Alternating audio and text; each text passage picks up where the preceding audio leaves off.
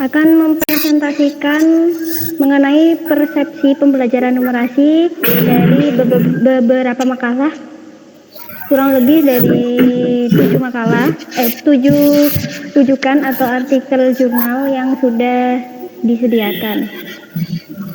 Kelompok kami yaitu ada 5 orang, pertama ada Bu Antin, kedua ada Bu Heni, saya sendiri, Bu Maria, dan Bu Uswatun Hasanah. Yang pertama yaitu mengenai jurnal 4, yaitu Preparing for Workplace Numeracy, a Modeling Perspective. Nah, dari jurnal yang pertama ini untuk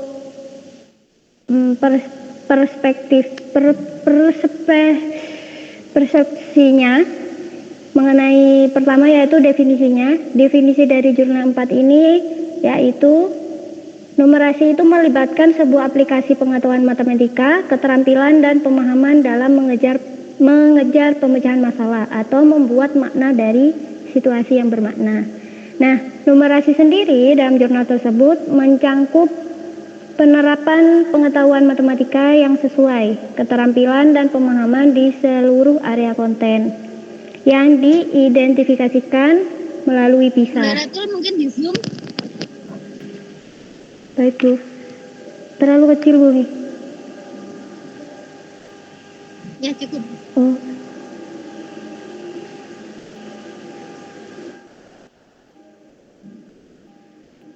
Yang kedua mengenai karakteristiknya, numerasi dalam konteks kerja atau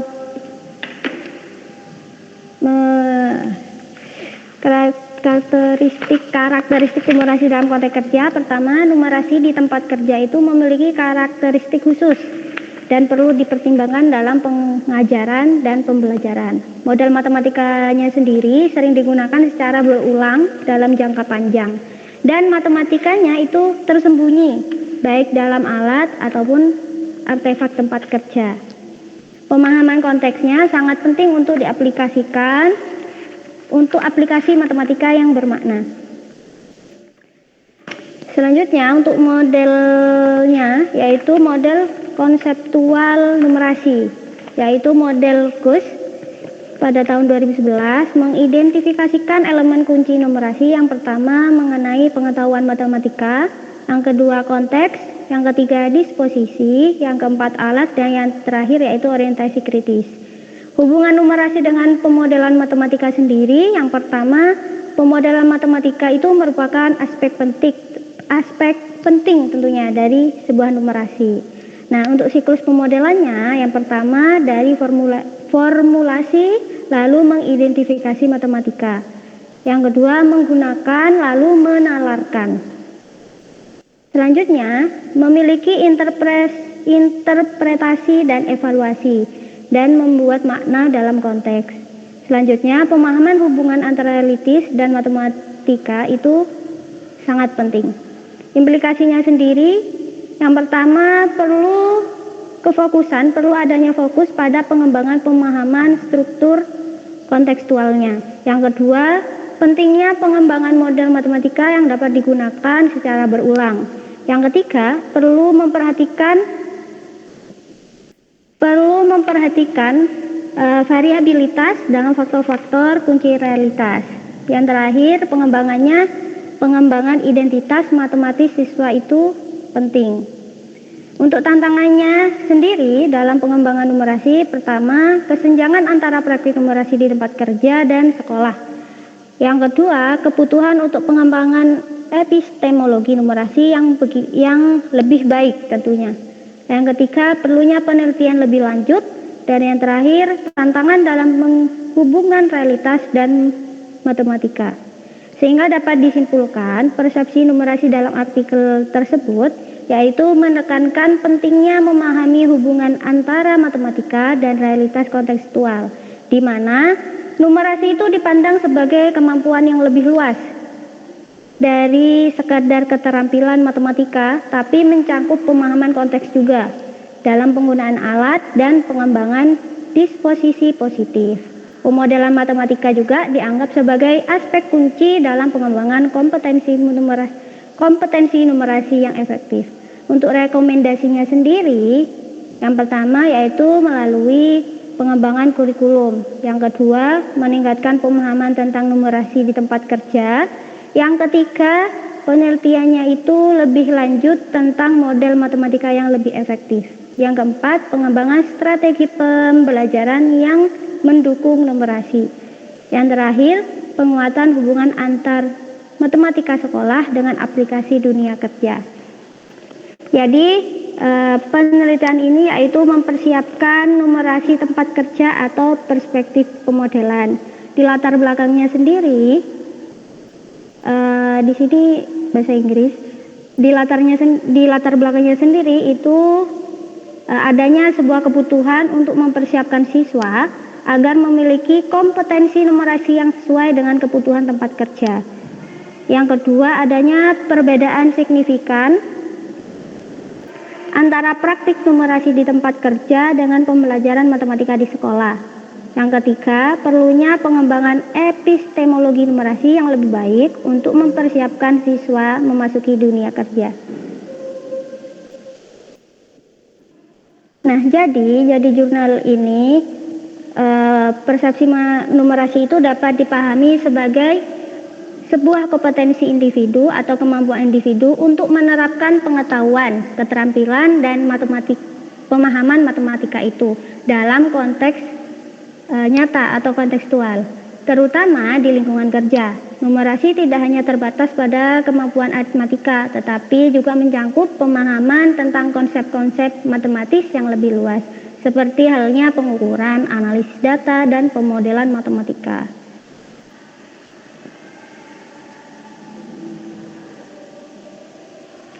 Selanjutnya di jurnal 14 ini merupakan jurnal nasional di mana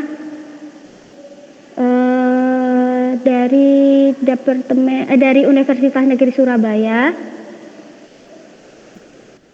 Nah, definisi dan konsep numerasi sendiri menurut jurnal ini yang pertama, numerasi adalah sebuah kemampuan untuk menggunakan matematika dalam pemecahan masalah kontekstual. Yang kedua, fokus pada pengembangan tugas numerasi yang melibatkan konteks otentik.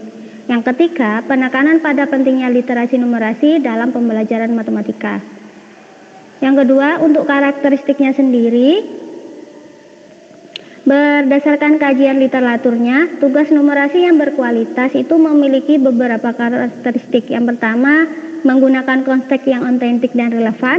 Yang kedua, melibatkan pemodelan matematika. Yang ketiga, membutuhkan penalaran matematika. Yang keempat, terhubung dengan situasi kehidupan nyata. Dan yang kelima, mendorong penggunaan berbagai kompetensi matematika. Nah, untuk pengembangan tugas numerasi, untuk jurnal ini itu numerasinya dalam konteks jaga jarak atau ketika COVID-19 kemarin. Artikel ini menunjukkan beberapa aspek penting. Yang pertama, penggunaan konteks physical distancing sebagai situasi otentiknya dan penerapan matematika dalam masalah jaga jarak sosial, pengembangan tugas yang relevan dengan situasi pandemi, integrasi masalah kesehatan masyarakat dalam pembelajaran matematika. Untuk kompetensinya sendiri, tugas numerasi kompetensi yang diidentifikasi yang pertama yaitu meliputi kemampuan pemecahan masalah, penalaran, pemodelan, representasi, dan komunikasi matematika. Untuk pengembangan tugasnya, berdasarkan artikel ini yang pertama beberapa frameworknya. Yang pertama menggunakan melalui PISA Mathematics Framework. Yang kedua framework literasi numerasi, model pengembangan tugas kontekstual, dan yang terakhir kriteria kualitas tugas matematika. Nah, untuk peran guru dalam pengembangan tugas numerasi, aspek-aspek yang disoroti berdasarkan jurnal tadi. Yang pertama, kompetensi gurunya dalam merancang tugas numerasi, pentingnya pemahaman konteks, kebutuhan pengembangan profesional guru, dan tantangan dalam menciptakan tugas yang otentik. Untuk implikasinya, Yang pertama, perlu integrasi konteks nyata dalam pembelajaran matematika. Yang kedua, pentingnya pengembangan tugas yang bermakna.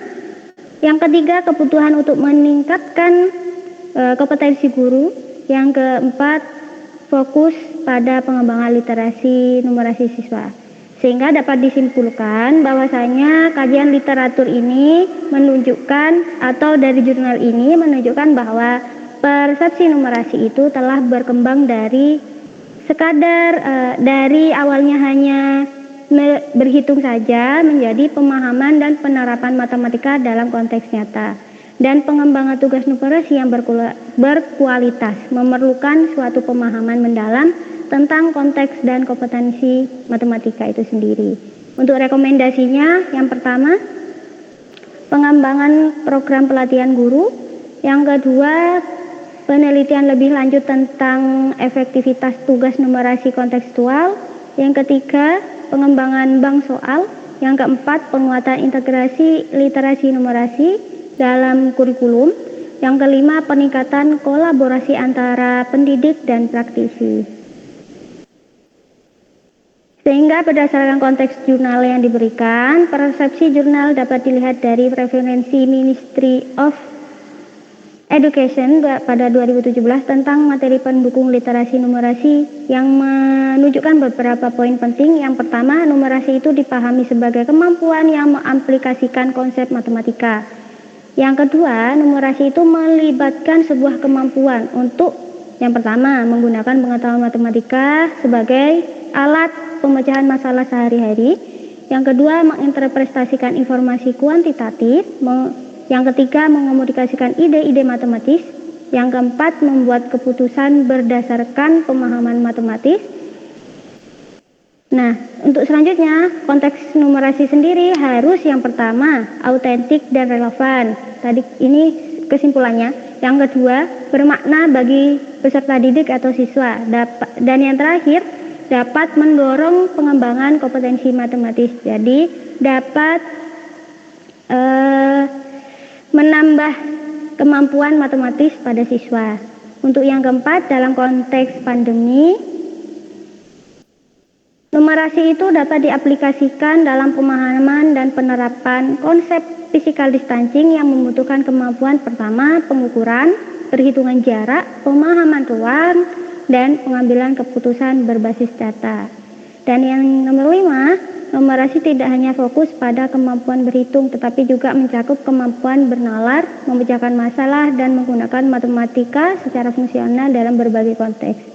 Berikut ini ada perbandingan antara sumber literatur tentang persepsi numerasi yang muncul pada artikel 14 dan 4. Yang pertama dari definisinya. Di sini untuk artikel 14 itu numerasi itu dipahami sebagai kemampuan menggunakan matematika dalam konteks nyata, termasuk pemecahan masalah yang relevan dan dalam situasi sehari-hari. Sedangkan di artikel jurnal 4 itu menekankan pada kemampuan berpikir matematika yang melibatkan pemahaman konsep dan aplikasi dalam konteks yang lebih luas. Jadi kalau di jurnal 14 itu lebih ke konteks nyata, tapi kalau di jurnal 4 itu lebih ke kemampuan berpikir matematikanya. Untuk karakteristik tugasnya sendiri, di jurnal 14, tugas numerasi itu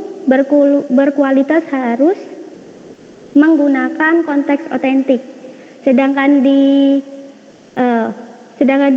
jurnal 4, tugas numerasi itu harus relevan dan mencangkup situasi nyata. Untuk konteks pembelajarannya sendiri, untuk di jurnal 14, fokusnya pada penggunaan konteks physical distancing itu tadi dengan situasi COVID-19 sebagai cara untuk meningkatkan keterlibatan siswa. Sedangkan di jurnal 4 menekankan pentingnya konteks nyata dalam pembelajaran matematika dan bagaimana konteks tersebut dapat meningkatkan pemahaman siswa itu dalam pembelajaran matematika.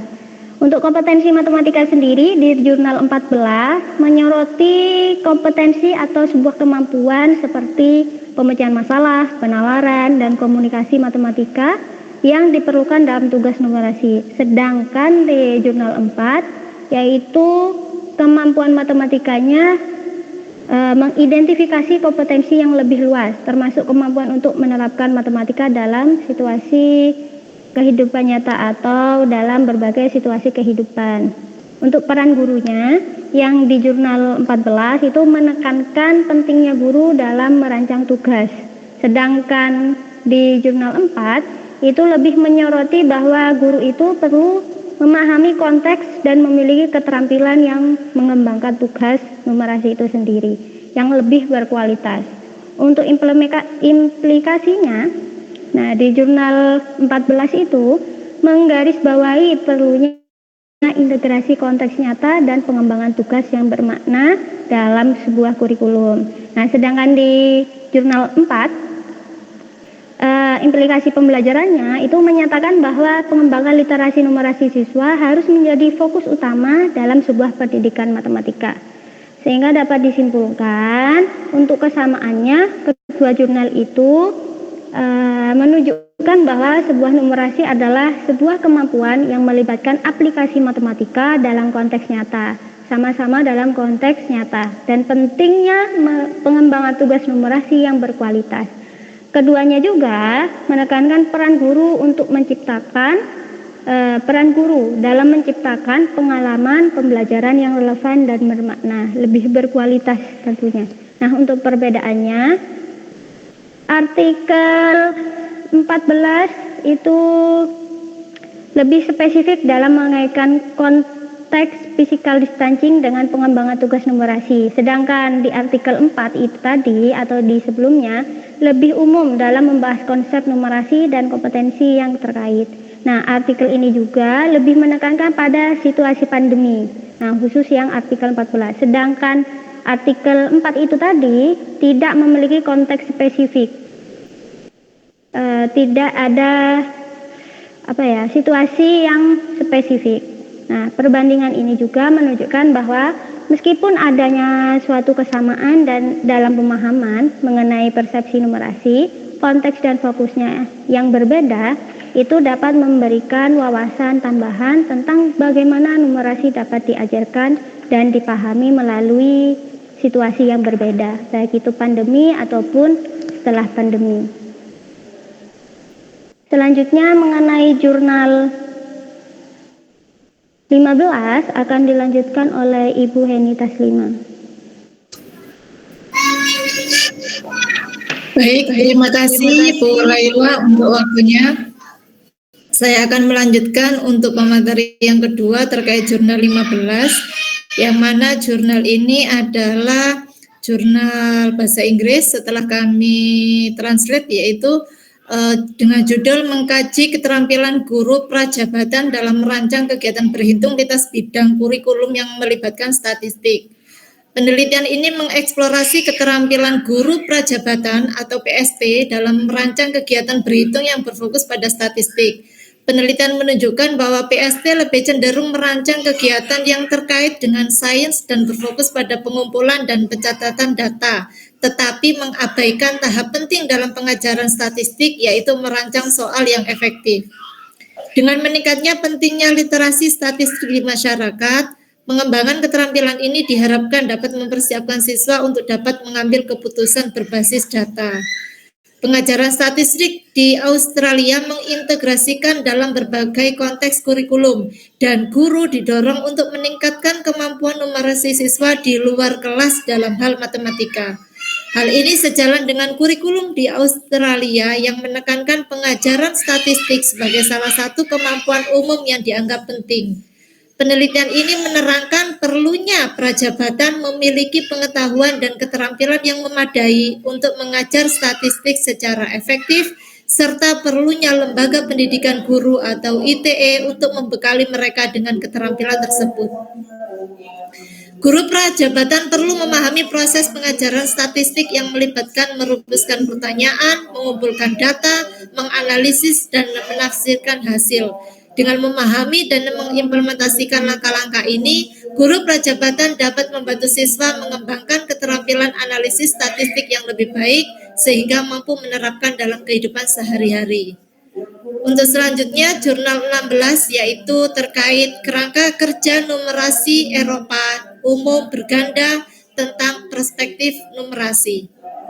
Sejak akhir tahun 1950-an, kesadaran akan pentingnya pendidikan numerasi bagi warga negara terus meningkat, terlihat dalam berbagai penelitian dan survei. Menurut Crowther, mendefinisikan berhitung sebagai pemahaman ilmiah dan berpikir kuantitatif. Sementara Crocroft menekankan kemampuan menggunakan prinsip matematika dan sains. Permasalahan rendahnya keterampilan berhitung terlihat dalam survei internasional seperti BIAAC yang menunjukkan banyak orang dewasa memiliki keterampilan berhitung yang rendah sehingga berdampak dalam kehidupan sehari-hari mereka. Perubahan besar dalam keterampilan dasar yang dibutuhkan untuk menghadapi masalah kuantitatif terjadi setelah Perang Dunia II, beralih dari perhitungan manual dengan pena dan kertas ke penggunaan alat elektronik. Sejak tahun 2000, pendekatan baru muncul yang menekankan bahwa berhitung harus dihubungkan dengan konteks kehidupan nyata dan aspek psikologis serta sosiologis. Definisi numerasi menurut JNF menggambarkan numerasi sebagai kemampuan untuk bekerja dengan angka, pola, dan struktur dalam konteks kehidupan sehari-hari. JNF menekankan bahwa numerasi adalah kompetensi multifaset yang mencakup tidak hanya keterampilan matematika dasar, tetapi juga kemampuan untuk menerapkan pengetahuan tersebut dalam situasi praktis dan sosial. Numerasi dianggap sebagai praktik sosial yang dipengaruhi oleh konteks, tujuan, nilai, dan sikap individu. JNF berusaha menciptakan pemahaman yang seragam mengenai numerasi, membagi individu ke dalam 3 tingkat kemampuan, yaitu penggunaan berhitung sederhana dalam kehidupan sehari-hari, pemodelan, dan pemecahan masalah yang lebih kompleks. Definisi ini bertujuan untuk mendukung perkembangan keterampilan numerasi yang relevan dengan kebutuhan masyarakat modern. Untuk selanjutnya di pemateri 3, saya berikan kesempatan kepada Bu Uswa. Baik, terima kasih untuk kesempatannya. Saya lanjut ya Bu. Untuk jurnal 17 itu berjudul Prospective Indonesian Secondary Mathematics Teacher Epistemological Obstacle in Design and Project-Based Numerasitas, a Case Study.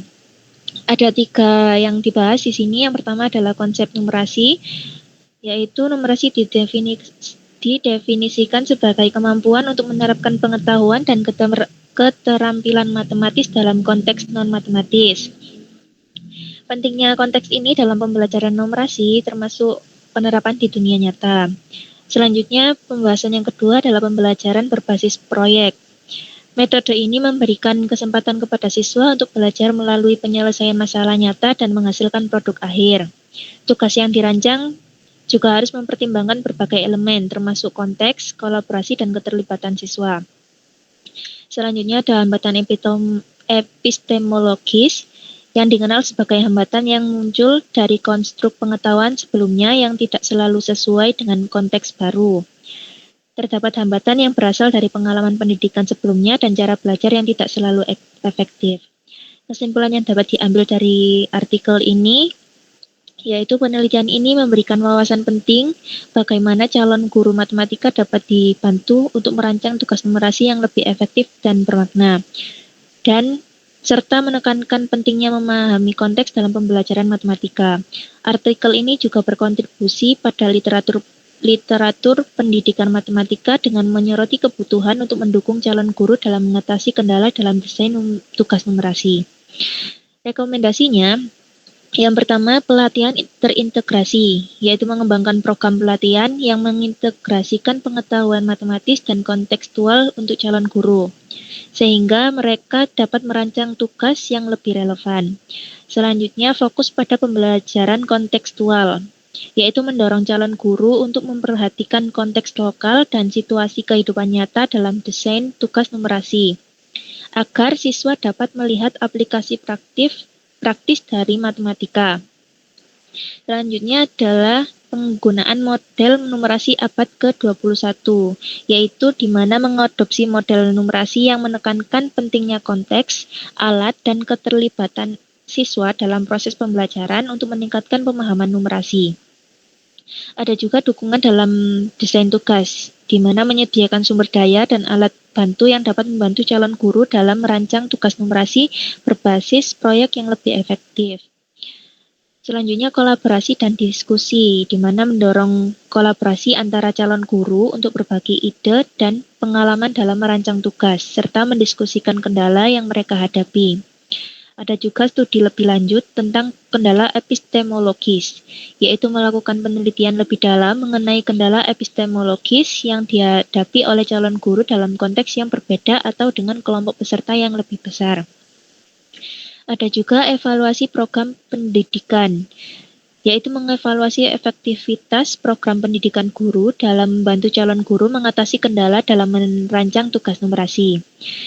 Yang terakhir, pengembangan alat penilaian, di mana menciptakan alat penilaian untuk mengukur pemahaman calon guru tentang numerasi dan kemampuan mereka dalam merancang tugas yang sesuai. Selanjutnya, jurnal 20. Judulnya Profil Wawasan Guru Sekolah Dasar dalam Pembelajaran Numerasi Berbasis Level. Berbasis level kemampuan siswa. Ada 5 yang dibahas di sini. Yang pertama adalah definisi dan pentingnya numerasi, yaitu kemampuan numerasi adalah kemampuan dasar yang mencakup membilang, memahami nilai, dan melakukan operasi hitung. Menurut penelitian yang dilakukan oleh Rika Mononen tahun 2014, kemampuan ini krusial untuk kehidupan sehari-hari dan untuk memahami disiplin ilmu lainnya. Yang kedua ada peran guru dalam pendidikan. Guru berperan sebagai fasilitator utama dalam proses pembelajaran. Menurut Ahmed tahun 2020, guru harus memiliki pemahaman yang mendalam tentang materi yang diajarkan untuk menghindari kesalahan dalam penyampaian konsep. Penelitian yang dilakukan oleh Gary tahun 2013 juga menekankan bahwa pemahaman yang kuat tentang numerasi di antara guru berkontribusi pada peningkatan kualitas pendidikan siswa. Selanjutnya ada pendekatan SAC atau semua anak cerdas. Persepsi numerasi juga terkait dengan cara guru mengelompokkan siswa berdasarkan kemampuan mereka. Pendidikan SAC menyarankan pengelompokan siswa tidak berdasarkan usia, akan tetapi berdasarkan level kemampuan numerasi yang diharapkan dapat meningkatkan efektivitas pembelajaran. Yang keempat ada kendala dalam pembelajaran. Guru yang tidak memahami konsep numerasi dengan baik cenderung kesulitan dalam mengajarkan materi kepada siswa. Hal ini dapat mengakibatkan kesalahan dalam penyampaian konsep dan mempengaruhi pembelajaran siswa secara keseluruhan. Yang terakhir ada relevansi terhadap kualitas pendidikan. Persepsi guru terhadap numerasi memiliki dampak langsung pada kualitas pendidikan yang diterima oleh siswa. Guru yang memiliki wawasan baik tentang numerasi lebih mampu memberikan pengajaran yang efektif dan mendukung perkembangan kemampuan numerasi siswa. Kesimpulan yang dapat diambil, yaitu persepsi numerasi dalam artikel ini mencerminkan pentingnya pemahaman yang mendalam tentang konsep numerasi bagi guru, di mana berpengaruh besar terhadap kualitas pendidikan dan pembelajaran siswa. Rekomendasinya ada 2, yang pertama adalah pelatihan guru, yaitu menekankan bahwa pelatihan untuk meningkatkan pemahaman guru tentang numerasi dan pendekatan SAC yang harus ditingkatkan. Yang kedua ada riset yang lebih luas. Penelitian lebih lanjut di berbagai konteks sekolah dan daerah di Indonesia diharapkan perlu untuk mendapatkan gambaran yang lebih komprehensif tentang wawasan guru mengenai numerasi. Adapun perbandingan antara sumber literatur tentang persepsi numerasi dalam kedua artikel. Yang pertama pada aspek definisi numerasi. Di artikel jurnal nomor 17, numerasi didefinisikan lebih luas sebagai kemampuan untuk menggunakan angka dan konsep matematika dalam kehidupan sehari-hari, serta memahami dan menginterpretasi informasi matematis. Pada jurnal 20, numerasi didefinisikan sebagai kemampuan dasar yang mencakup membilang, memahami nilai tempat, dan melakukan operasi hitung. Selanjutnya, pada aspek konteks pendidikan, di artikel jurnal 17 menyoroti pentingnya pemahaman mendalam tentang numerasi oleh guru untuk menghindari kesalahan dalam pengajaran. Dan bagaimana pendekatan pengajaran dapat mempengaruhi pemahaman numerasi siswa. Sedangkan pada artikel jurnal 20, numerasi dianggap krusial dalam pembelajaran dasar dengan fokus pada penguatan kemampuan numerasi di kalangan siswa sebagai upaya mengatasi rendahnya kemampuan numerasi di provinsi tertentu. Selanjutnya, aspek konteks pengajaran. Pada artikel jurnal 17 menekankan pentingnya pemahaman guru tentang numerasi untuk menghindari kesalahan dalam proses pengajaran. Pada artikel jurnal 20 berfokus pada bagaimana wawasan guru tentang numerasi memengaruhi kemampuan siswa di sekolah dasar. Selanjutnya ada karakteristik tugas. Di artikel jurnal 17, tugas ini berorientasi pada pengembangan keterampilan dan pemahaman numerasi guru dalam konteks pendidikan matematika. Sedangkan jurnal 20 tugasnya berfokus pada pengelompokan siswa berdasarkan kemampuan numerasi serta penerapan pendekatan SAC. Pada aspek peran guru, di artikel jurnal 17 menekankan peran guru sebagai pengembang profesional dan model pembelajaran. Sedangkan artikel jurnal 20 menekankan guru sebagai fasilitator yang mengelompokkan siswa berdasarkan kemampuan. Yang terakhir ada implikasi pembelajaran. Pada jurnal 17 menekankan pengembangan profesional dan evaluasi program untuk meningkatkan efektivitas pengajaran numerasi. Sedangkan pada jurnal 20 menekankan pentingnya wawasan guru dan pendekatan diferensiasi. Kesimpulannya, ada persamaan dari kedua artikel. Yang pertama ada di fokus pada numerasi, di mana kedua artikel menekankan pentingnya pemahaman numerasi dalam konteks pendidikan. Yang kedua ada peran guru. Di kedua artikel ini sama-sama menyoroti peran guru sebagai kunci dalam meningkatkan kemampuan numerasi siswa dan pentingnya wawasan guru dalam pengajaran. Ada juga yang terakhir adalah evaluasi pembelajaran. Kedua artikel membahas pentingnya evaluasi, baik dalam menilai pemahaman siswa maupun dalam mengevaluasi program pelatihan guru. Selanjutnya ada perbedaan kedua artikel. Yang pertama ada pendekatan penelitian. Di artikel 20 itu bersifat deskriptif kualitatif dengan fokusnya pada wawasan guru di sekolah dasar. Sedangkan artikel 17 lebih berorientasi pada evaluasi program pendidikan guru dengan pendekatan kualitatif dan kuantitatif. Yang kedua ada metodologi pembelajaran, di mana artikel 20 menekankan pendekatan diferensiasi dan pengelompokan siswa berdasarkan kemampuan, sedangkan artikel 17 fokusnya pada pengembangan profesional guru dan adaptasi kurikulum. Yang terakhir ada implikasi pembelajaran. Di artikel 20 lebih terkait dengan peningkatan wawasan guru dan keterlibatan siswa, sedangkan artikel 17 lebih menekankan pada pengembangan berkelanjutan dan kolaborasi antar guru. Nah, kesimpulan yang dapat diambil dari kedua artikel sama-sama memberikan wawasan penting tentang numerasi dalam pendidikan dengan fokus dan pendekatan yang berbeda. Artikel 20 ini lebih spesifik pada pengajaran di tingkat sekolah, sementara artikel 17 memberikan pandangan lebih luas tentang pengembangan pendidikan guru.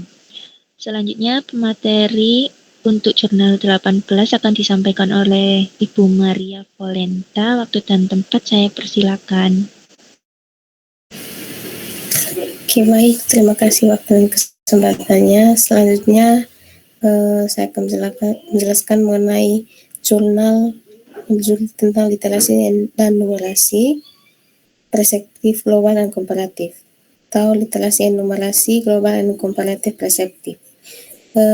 Jadi di jurnal ini membahas mengenai memberikan kontribusi tentang literasi, numerasi, pendidikan orang dewasa, dan pendidikan dasar. Jurnal ini juga membahas literasi, numerasi, dan matematika, studi literatur baru, pendidikan orang dewasa, dan pembelajaran seumur hidup dalam konteks tujuan pembangunan berkelanjutan atau SDGs. Keserikatan bangsa-bangsa baik dari perspektif teoritis maupun dari sudut pandang empiris. Di jurnal ini juga membahas mengenai pendidikan mempengaruhi kehidupan masyarakat dengan cara yang jauh melampaui apa yang dapat diukur dari pertumbuhan ekonomi.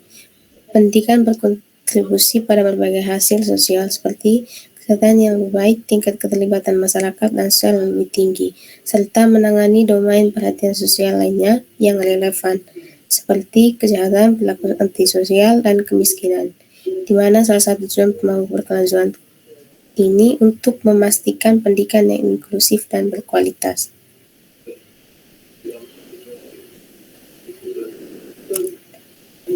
Selanjutnya, kompleksitas penilaian literasi dan numerasi berfokus pada kebutuhan akan kontekstualisasi praktik literasi dan numerasi dan menyajikan kepada kita pengetahuan yang dapat kita peroleh dari analisis data yang dihasilkan melalui penilaian keterampilan skala besar selama 3 tahun terakhir. Secara khusus, mereka memberikan pertimbangan kritis mengenai pemantauan dan pengukuran literasi dan numerasi dan mengingatkan kita tentang para pelajar yang telah dikhususkan pada perdebatan kebijakan seputar peningkatan literasi dan numerasi. Oke, baik. Sekian presentasi dari kelompok kami. Selanjutnya kami persilakan kepada teman-teman. Mungkin ada masukan atau kritikan serta pertanyaan, kami persilakan.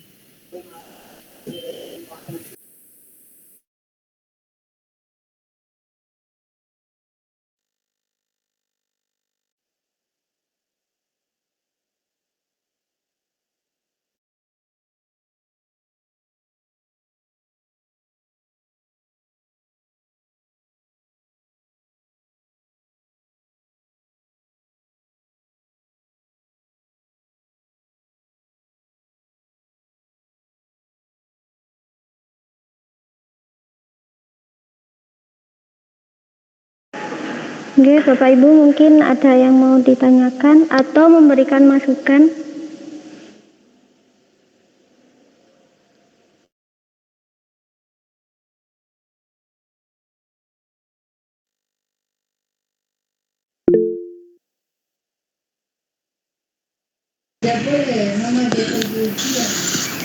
Monggo Ibu Fitra Rahim.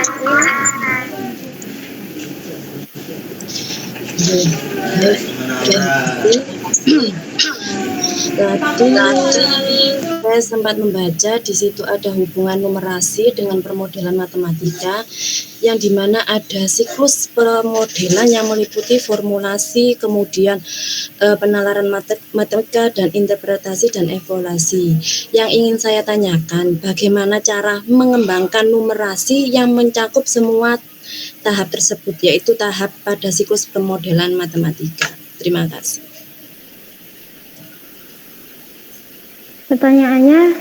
Jadi pertanyaannya bagaimana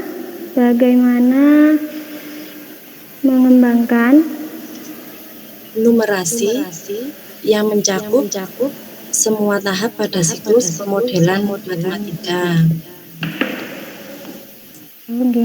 Baik, dari yang lain mungkin ada pertanyaan lagi.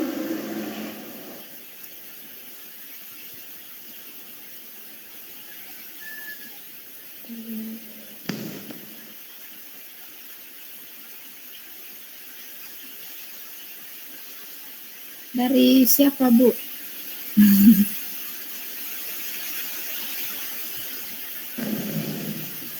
Mungkin ada pertanyaan yang lainnya lagi.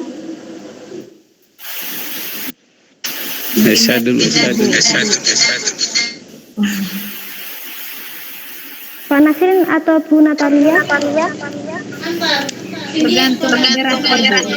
Oh, Pak Nasrin dulu nggih, Bu Natalia. Monggo Pak Nasrin.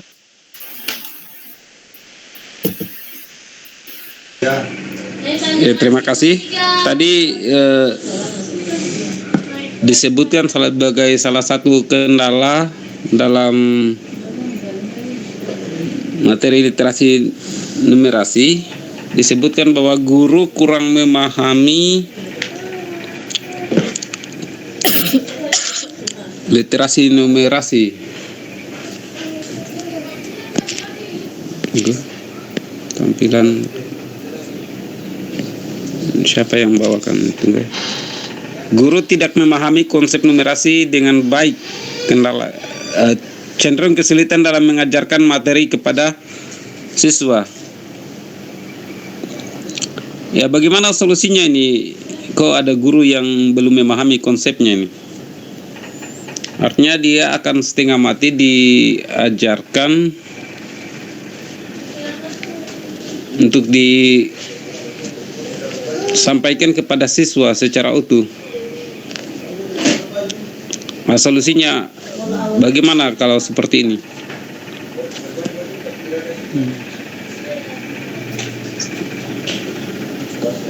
Oke, itu saja.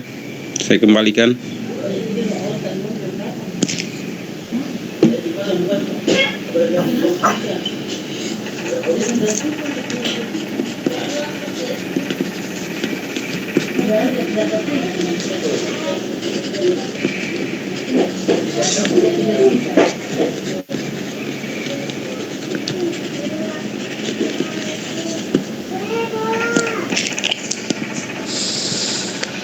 Baik, mungkin dari Bu Heni atau Bu Usha, Bu Antin dan Bu Maria bisa membantu untuk menjawab pertanyaan.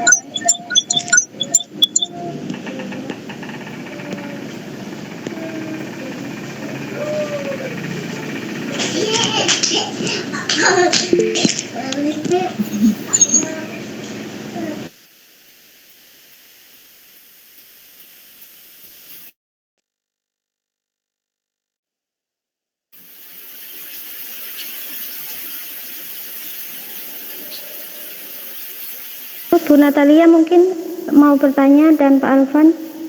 Oh iya Bu, terima kasih kesempatannya. Tadi saya ingin bertanya, di jurnal 4 tadi ada membahas tentang tantangan dalam pengembangan numerasi. Di poin pertama itu ada kesenjangan antara praktik numerasi di tempat kerja dan sekolah. Mungkin kelompok bisa jelaskan seperti apa itu kesenjangan yang terjadi antara praktik numerasi di tempat kerja dan sekolah. Mungkin bisa berikan contoh konkretnya dan bagaimana cara mengatasi kesenjangan yang terjadi itu. Terima kasih.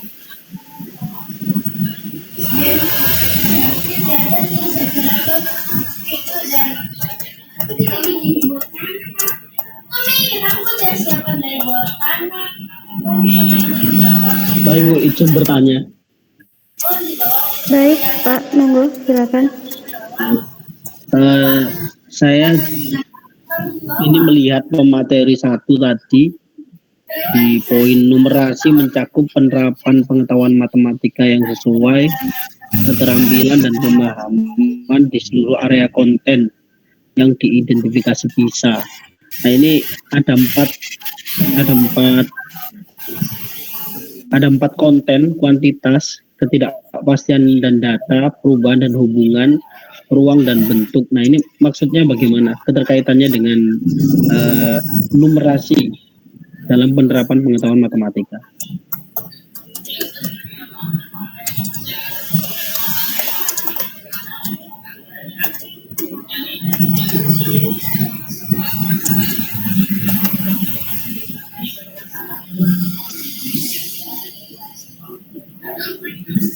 Baik Pak, ini langsung menjawab mawon ya mengenai pertanyaannya Pak Alvan. Untuk mengenai kuantitasnya itu tadi, maksudnya itu kuantitas yang berkaitan dengan pengukuran, perhitungan atau penggunaan angka dalam kehidupan sehari-hari. Untuk hubungannya sendiri itu dengan numerasi, yang pertama, numerasi kan mencakup suatu kemampuan atau kemampuan untuk memahami dan menggunakan angka dalam situasi nyata, seperti menghitung biaya contohnya, atau mengukur panjang, atau menentukan jumlah.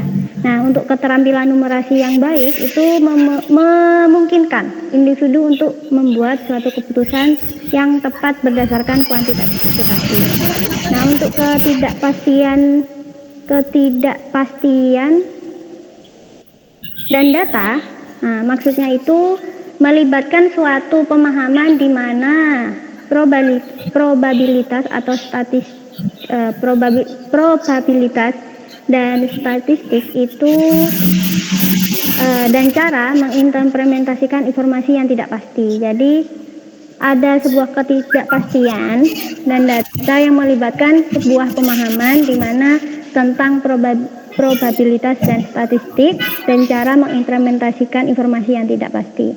Nah, untuk hubungannya sendiri dengan numerasi yaitu bisa mencangkup kemampuan di mana untuk menganalisis data atau memahami variasi, atau juga bisa membuat prediksi berdasarkan informasi yang sudah disediakan. Nah, itu termasuk kemampuan untuk membaca grafik, membaca sebuah grafik atau tabel ataupun diagram, serta bisa untuk memahami sebuah konsep probabilitas itu tadi yang dapat mempengaruhi sebuahnya keputusan. Nah, untuk perubahan dan hubungannya, maksudnya itu perubahan dan hubungan yang berkaitan dengan bagaimana variabel berinteraksi dan berubah seiring waktu, serta memahami hubungan antar berbagai konsep matematika atau konsep matematisnya itu. Untuk hubungan dengan numerasi sendiri, numerasi itu memungkinkan individu untuk memahami dan menganalisis sebuah hubungan antar variabel. Nah, seperti halnya konteks pertumbuhan populasi, perubahan harga, atau hubungan antara waktu dan jarak. Nah, itu kan biasanya memahami dan menganalisis beberapa variabel. Dan kemampuan itu sendiri, kemampuan untuk memodelkannya itu menggunakan grafik atau persamaan matematis. Tentunya untuk kemampuan itu sendiri itu biasanya memodelkan suatu perubahan atau memerlukan pemodelan dengan menggunakan grafik atau persamaan matematis. Nah, sehingga numerasi itu penting di dalamnya. Nah, untuk ruang dan bentuk, maksudnya di sini ruang dan bentuk itu melibatkan suatu pemahaman, bisa jadi mengenai geometri, pengukuran, atau konsep yang lainnya, konsep spesial yang lainnya. Nah, untuk hubungannya sendiri mencangkup kemampuan seperti menghitung luas, volume, atau sifat-sifat geometris. Nah, juga bisa melibatkan suatu kemampuan untuk memvisualisasikan dan menggambarkan suatu objek dalam ruang yang penting dalam banyak konteks, seperti konteksnya arsitektur, desain. Nah, seperti itu. Nah, secara keseluruhan numerasi di sini berfungsi sebagai fondasi untuk memahami dan menerapkan konsep-konsep dalam semua area konten yang diidentifikasi oleh PISA itu tadi. Di mana kemampuan numerasinya itu yang kuat, jika memiliki kemampuan numerasi yang kuat, memungkinkan seorang siswa itu dapat berinteraksi dengan dunia di sekitarnya lebih efektif lagi, sehingga bisa membuat keputusan yang lebih baik dan bisa menyelesaikan masalah tentunya yang lebih kompleks dalam berbagai konten. Mungkin itu kalau dari pemahamannya Laila. Dari ibu-ibu yang lain atau teman-teman yang lain memberikan masukan. Izin Bu Laila, tadi saya memperhatikan tentang pernyataan terkait ketidakpastian dan data. Kalau yang lain mungkin insya Allah sudah paham apa yang disampaikan Bu Laila, maksudnya bagaimana, termasuk contoh konkretnya. Kalau terkait ketidakpastian data ini kan nanti arahnya itu kan ke pembuatan keputusan yang bisa dijadikan acuan atau dasar. Kira-kira cara menganalisis data itu untuk bisa dijadikan acuan atau bisa dijadikan dasar untuk membuat keputusan yang tepat. Kira-kira bagaimana itu?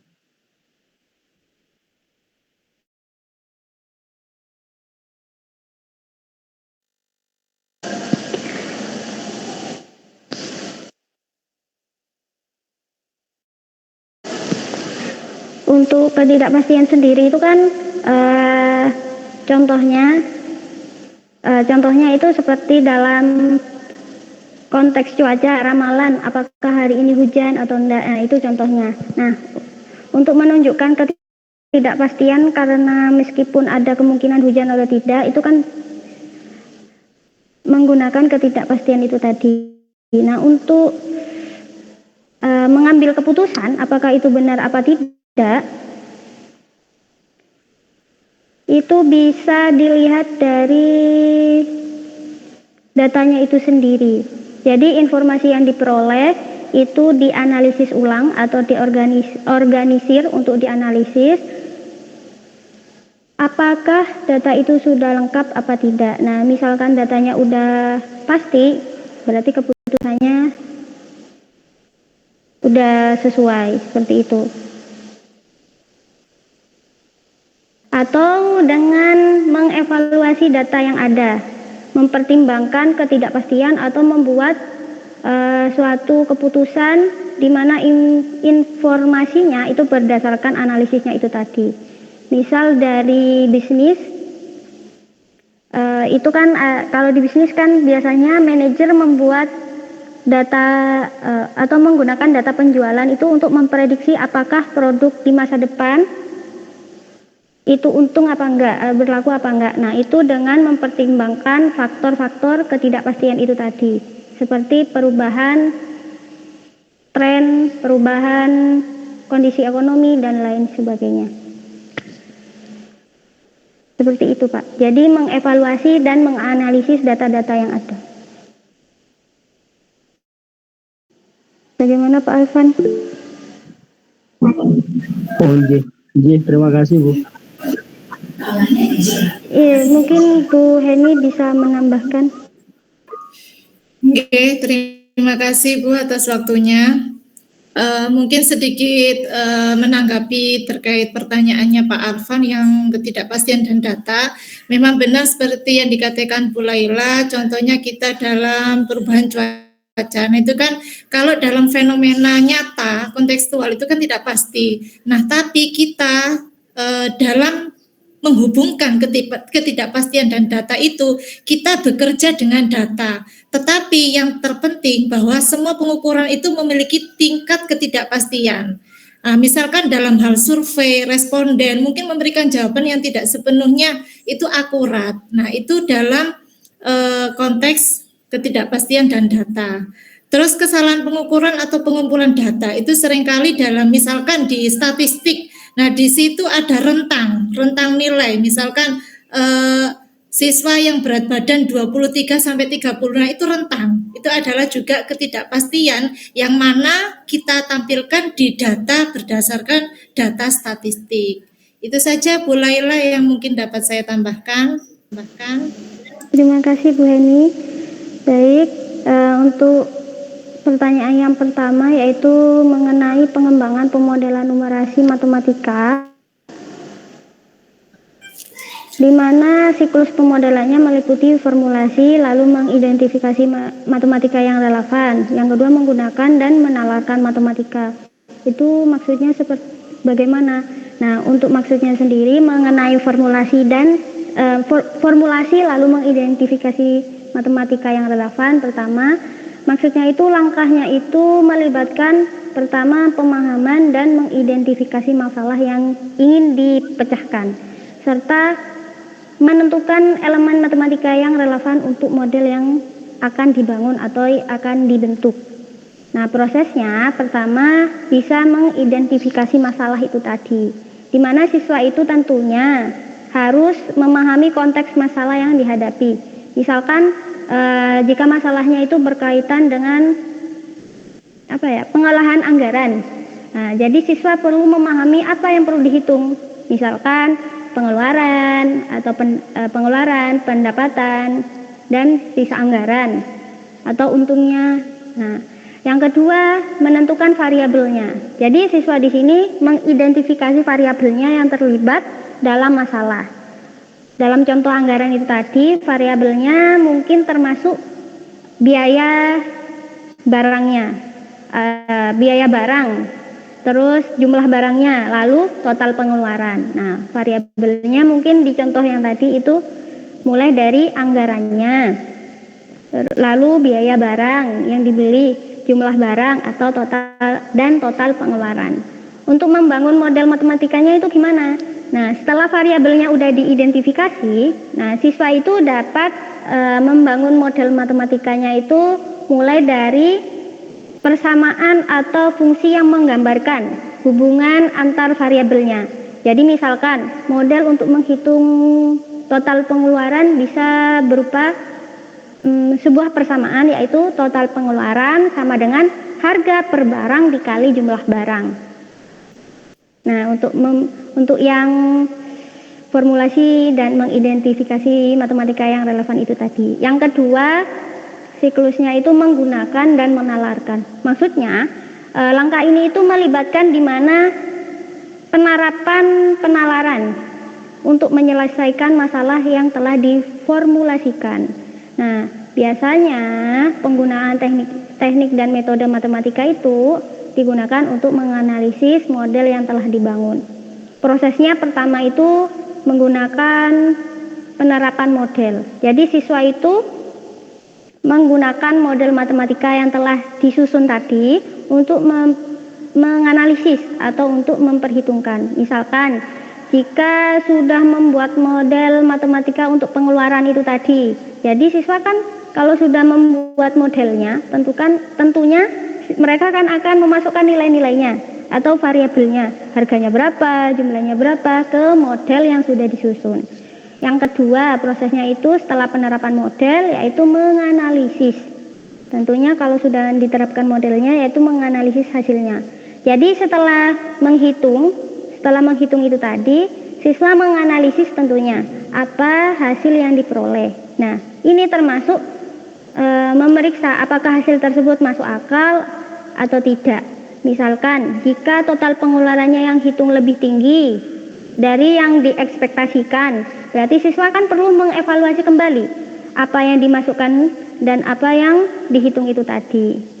Nah, yang selanjutnya yaitu penalaran penalaran dan interpretasi, di mana siswa itu menalarkan untuk menarik sebuah kesimpulan dari apa yang sudah dikerjakan. Nah, ini biasanya melibatkan suatu pertanyaan, apa arti dari hasil tersebut atau bagaimana hasilnya. Nah, di situ penalarannya itu yaitu siswa menarik sebuah kesimpulan dari hasil yang dikerjakan. Contohnya sendiri, mungkin untuk contohnya ada siswa nih yang diminta untuk memodelkan situasi di mana mereka akan merayakan sebuah pesta atau pesta ulang tahun dengan anggaran tertentu. Yang pertama kan tentunya membuat formulasi. Yang pertama yaitu mengidentifikasi masalahnya. Berapa banyak sih makanan dan minuman yang harus dibeli? Formulasi itu di situ tadi. Untuk mengidentifikasi masalah, terus menentukan variabelnya apa saja, lalu membuat atau menyusun modelnya. Misalkan untuk siswa yang mau mengadakan anggaran ulang tahun saudaranya, pertama berarti masalahnya apa nih? Tentunya banyaknya makanan dan minuman yang harus dibeli, kira-kira anggarannya berapa nih? Nah, berarti variabelnya apa saja? Anggaran total, terus harga per makanan atau per minuman, jumlah makanan atau minuman. Nah, untuk modelnya sendiri, berarti modelnya total pengeluaran sama dengan apa nih? Harga makanan dikali harga makanan dikali jumlah makanan ditambah harga minuman dikali jumlah minuman untuk model penyelesaiannya. Nah, untuk penggunaannya berarti siswa-siswa tadi itu akan memasukkan nilai-nilai ke dalam model, misalkan anggarannya itu 500.000 atau 1 juta. Harga makanannya 20.000 per makanan, harga minuman 10.000 per minuman. Berarti tinggal memasukkan nilai-nilai yang sudah ditentukan itu tadi. Kemudian siswa akan menghitungkan. Nah, setelah menghitung sudah selesai akan mengambil keputusan. Kira-kira jumlahnya itu salahkah atau benarkah berdasarkan perhitungan itu tadi, yaitu melalui analisis hasilnya. Seperti itu. Untuk pertanyaan yang nomor 1.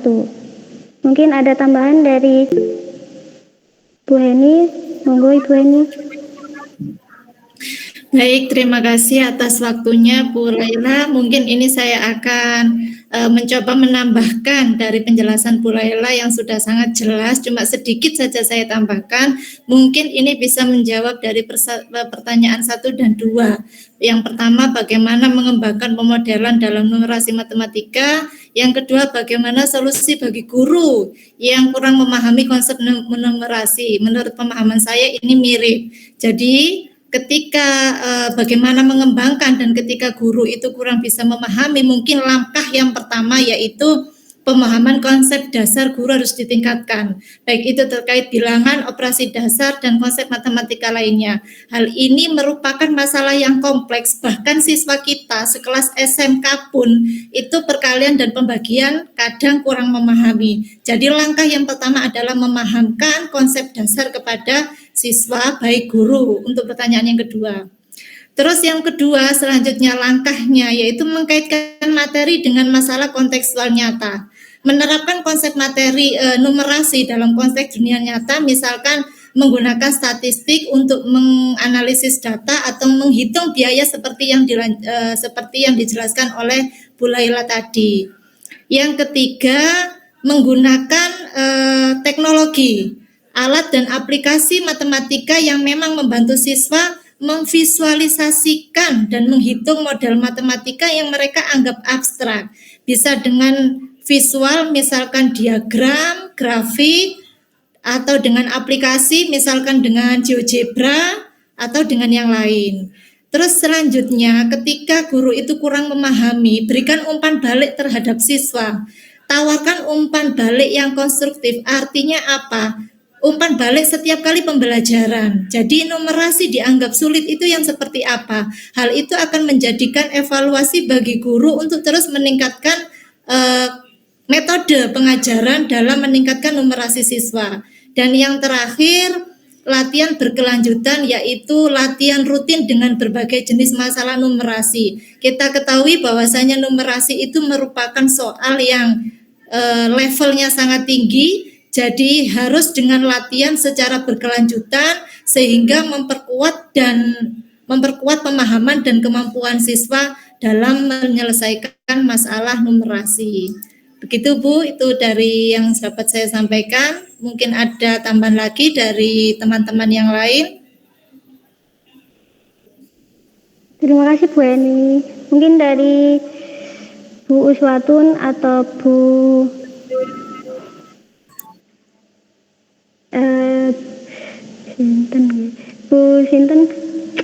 Bu Uswatun, Bu Antin, Bu Maria, mungkin ada tambahan? Dari saya ada tambahan sedikit ya Bu untuk pertanyaan yang nomor 2 itu, bagaimana solusi bagi guru yang kurang memahami konsep numerasi ya. Ada solusi bagi guru yang belum memahami konsep numerasi. Yang pertama itu ada pelatihan. Jadi guru itu bisa mengikuti pelatihan untuk meningkatkan kemampuan numerasinya dulu sebelum menerapkannya pada siswa. Jadi kan sekarang banyak juga kan pelatihan-pelatihan ataupun workshop terkait numerasi di dalam sekolah. Jadi guru bisa mengikuti terlebih dahulu pelatihan tersebut. Yang kedua ada pendekatan holistik. Jadi pendekatan ini dapat membangun manusia secara keseluruhan dengan mengembangkan semua potensi dalam diri manusia, yang mana mencangkup semua potensi sosial emosional, potensi intelektual, potensi moral ataupun karakter, kreativitas, dan spiritual. Jadi kalau misalnya guru yang melakukan pendekatan holistik, nah di sini kan ada pendekatan holistik yang membangun potensi kreativitas. Jadi kan nanti guru itu bisa mengembangkan kreativitasnya dalam pembelajaran numerasi. Terus ada juga peningkatan metode pengajaran. Nah tadi ada juga, kalau nggak salah Bu Eni juga sudah menjelaskan ada metode pengajaran dan pemanfaatan teknologi ya. Metode pengajaran ini bisa meningkatkan kemampuan numerasi siswa, yaitu guru itu bisa menggunakan metode yang lebih kreatif atau juga bisa dengan menggunakan metode yang sedikit spesifik dan intinya itu kreatif lah, sesuai dengan abad sekarang. Itu kalau menurut saya, tambahan sedikit dari saya. Terima kasih, Bu. Terima kasih, Mbak Uswa. Baik, untuk pertanyaan yang ketiga mengenai kesenjangan yang terjadi di praktik kerja, praktik yang ada di tempat kerja dan di sekolah, dan bagaimana cara mengatasinya.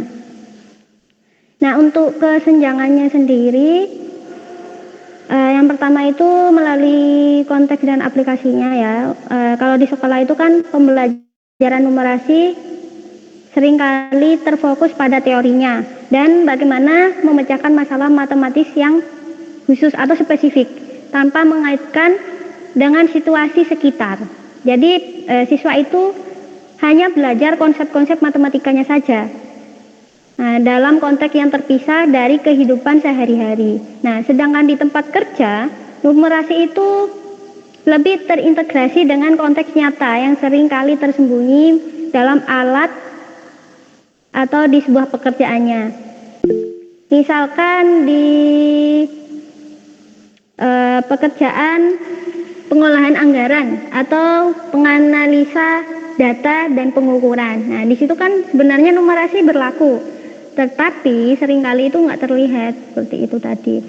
Nah, untuk di tujuannya juga dilihat dari tujuan pembelajarannya. Kalau di sekolah itu tujuan utamanya itu yaitu pendidikan matematika untuk menguasai konsepnya, untuk memahami konsepnya dan keterampilannya. Fokus pada hasil ujian. Nah, jadi untuk tujuannya pembelajaran numerasi itu kalau di sekolah itu biasanya fokus untuk memahami konsep dan keterampilan matematikanya dan fokus pada hasil ujiannya dan penilaian akademisnya.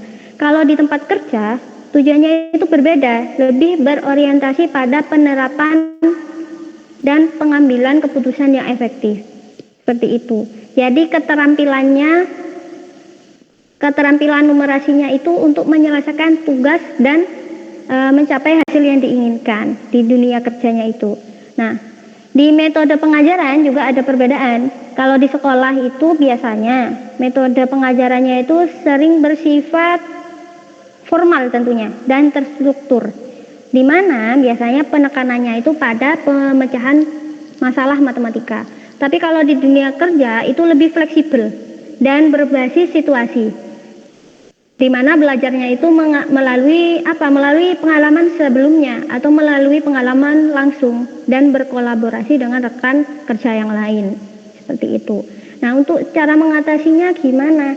Yang pertama bisa mengembangkan kurikulum yang relevan. Yang kedua dengan proyek berbasis konteks. Nah, di mana siswa itu didorong untuk menggunakan proyek yang melibatkan situasi nyata. Jadi siswa itu menerapkan keterampilan numerasi untuk menyelesaikan masalah yang relevan. Yang kedua bisa mengembangkan pelatihan seperti pelatihan guru dalam konteks kontekstual atau pengembangan profesional berkelanjutan.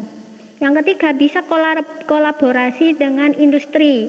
Jadi selain belajar di sekolah, siswa itu bisa belajar di beberapa perusahaan atau kemitraan, di mana kemitraan antar sekolah dan perusahaan itu saling menciptakan program seperti magang atau kunjungan lapangan. Nah, di situ kan siswa dapat melihat, bagaimana sih numerasi diterapkan di tempat kerja. Jadi enggak melulu belajar konsepnya saja, jadi langsung melihat prakteknya bagaimana. Bisa juga dengan sumber daya dari praktisi. Jadi kita mengundang praktisi dari berbagai bidang untuk berbagi pengalaman mereka, bagaimana mereka menggunakan numerasi dalam pekerjaannya. Sehingga kan dari situ juga siswa dapat memahami sedikit banyaknya bagaimana sih aplikasinya, bagaimana sih orang tersebut menggunakan numerasi di tempat kerjanya, dan lain sebagainya. Bisa juga dengan evaluasi dan umpan balik. Nah, itu juga bisa kayaknya. Kalau evaluasi dalam pembelajaran itu dengan cara mengembangkan metode evaluasi yang mencerminkan penerapan numerasi dalam dunia nyata. Bukan hanya pengetahuan teoritis saja, tapi langsung praktek. Sembari ada teorinya, di situ juga ada prakteknya. Nah, atau menggunakan umpan balik dari siswa dan industri. Jadi bisa mengumpulkan umpan balik dari siswa dan praktisi industri tentang efektivitas pengajaran numerasi dan relevansi dengan dunia kerja. Jadi bisa menggunakan umpan balik itu tadi dari siswa dan industri. Mungkin itu saja kalau dari Laila. Silakan Bu Heni. Oke, terima kasih atas waktunya. Sedikit menambahkan ya Bu Laila, dari yang sudah Bu Laila jelaskan tadi, ada bagaimana cara mengatasinya, salah satunya dengan kurikulum yang relevan. Nah, dalam kurikulum nasional ini yang sebelumnya adalah kurikulum merdeka, matematika saat ini masuk dalam kategori produktif kalau di SMK. Jadi untuk kurikulum yang relevan, matematika sudah diinkludkan dengan tempat kerja, dengan dunia kerja. Jadi kurikulum matematika sudah termasuk produktif. Produktif itu adalah mata pelajaran yang memang itu keahlian khusus. Jadi misalkan saya mengajar di SMK, matematika dengan jurusan perbankan syariah, maka matematikanya penerapan pada perbankan syariah. Berbeda dengan matematika di anak yang jurusan teknik sepeda motor. Jadi seperti itu. Dan mulai tahun ini matematika merupakan mapel produktif yang mana diintegrasikan sesuai dengan jurusan atau konsentrasi keahlian. Terus jadi saya juga menyimak yang Bu Laila jelaskan, yaitu kolaborasi dengan industri. Nah, ada program magang. Magang tidak hanya siswa, magang juga ada program magang guru, yang mana itu adalah untuk meningkatkan kompetensi guru dalam memahami terkait dunia industri, sekaligus bisa mempraktekkan di pembelajaran, khususnya dalam pembelajaran matematika. Itu saja Bu Laila yang dapat saya tambahkan. Terima kasih.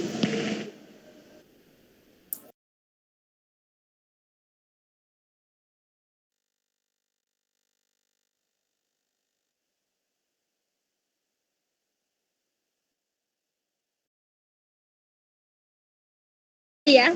Oh iya Bu, maaf Bu. Oke. Baik, mungkin pertanyaannya cukup 4 saja Bu. Selanjutnya bisa diskusi. 4 tadi belum sempat Laila tulis. Oh, ya. Silakan ditutup Bu Laila. Terima kasih teman-teman, terima kasih Ibu atas kerjasamanya yang sangat Masya Allah sekali. Terima kasih atas waktunya. Kami akhiri dari kelompok 4. Assalamualaikum warahmatullahi wabarakatuh. Waalaikumsalam warahmatullahi wabarakatuh.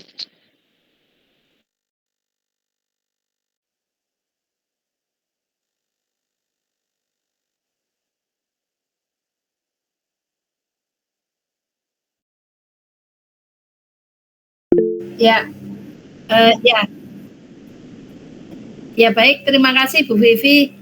Alhamdulillah Bapak Ibu, ini tadi hujannya sudah reda.